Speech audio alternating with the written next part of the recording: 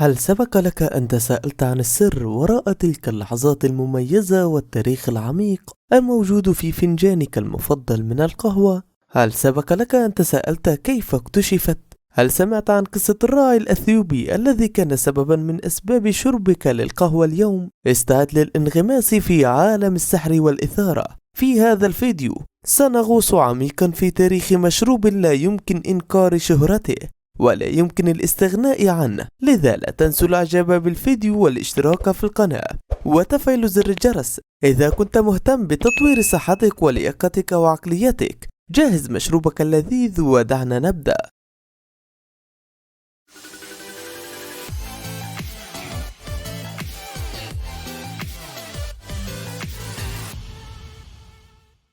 في عالم مشروباتنا اليومية تبرز القهوة كأحد أبرز النكهات التي تمزج بين اللذة والتاريخ والثقافة. إن كوب القهوة الذي تشربه كل صباح ليس مجرد مشروب، بل هو قصة مليئة بالاكتشافات والرحلات العابرة للقرون.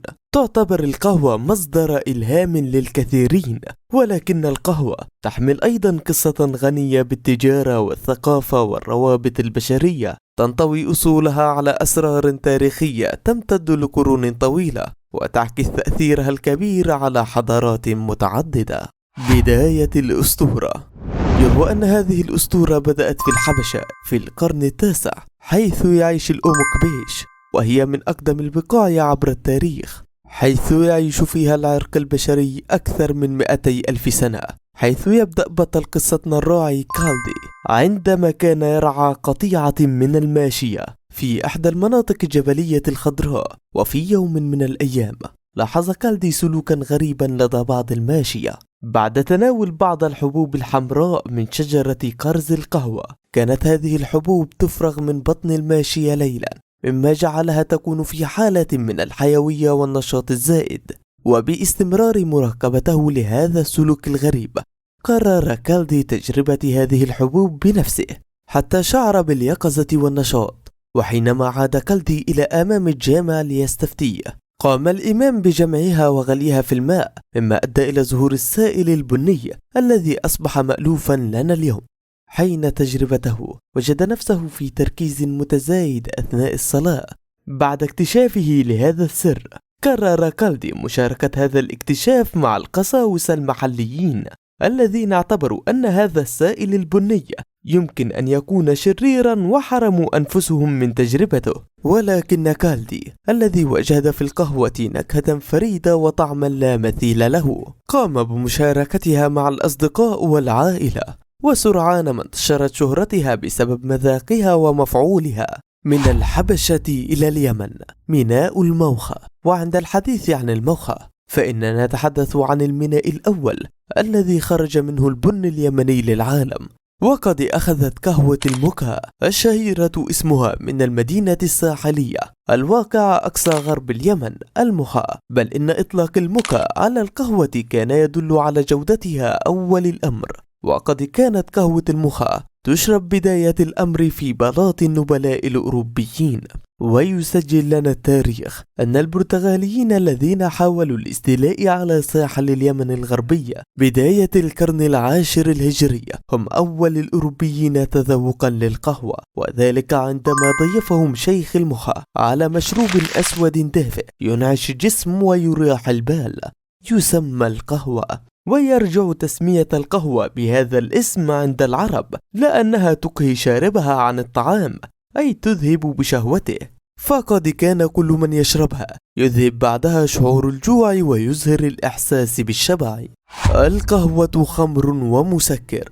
في ليلة 23 من ربيع الأول عام 917 هجريا، وفي أحد المقاهي بالقرب من الحرم المكي، أثناء شربهم للقهوة لم يكن الأشخاص الذين استمتعوا بفنجان القهوة يدركون أبدا أن تلك اللحظات التي أمضوها بسرور وبهجة ستثير الجدل والانقسام في الأفكار والآراء في المجتمعات الإسلامية، وتؤدي إلى جدالات ومناقشات طويلة بين علماء الشريعة لسنوات طويلة.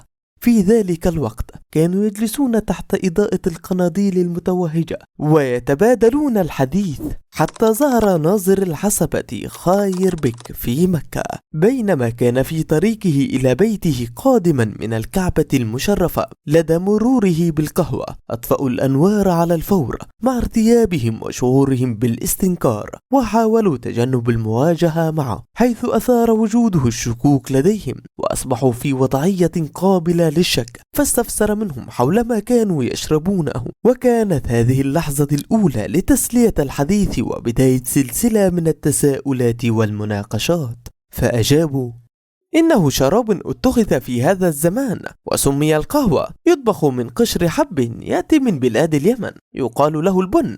ومن هنا بدأ الاختلاف في تفسير هذا المشروب الجديد، مما جعل خاير بك بإرسال رسالة للسلطان قنصوى الغوري بالقاهرة يقول فيها: ما قولكم في مشروب يقال له القهوة مشاع شربه بمكة المشرفة وغيرها، فهل يحل شربه على الوجه أم يحرم مطلقا لكونه مسكرا ومضرا بالأبدان؟ انتشرت القهوة في مصر عندما دخلت عبر رواق اليمنيين الذين كانوا يدرسون في الأزهر، كما وصلت إلى الشام عام 947 هجريا عندما زارها الشيخ علي بن محمد بن عراق قادما من الحجاز.